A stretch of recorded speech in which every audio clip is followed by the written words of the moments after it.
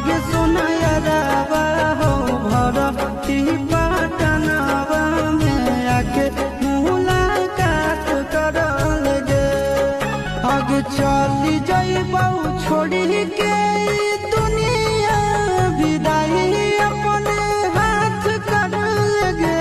आगे सुनाया रावा हो भरती पटनावा में आके मुलाकात कर लगे। आगे सुनाया रावा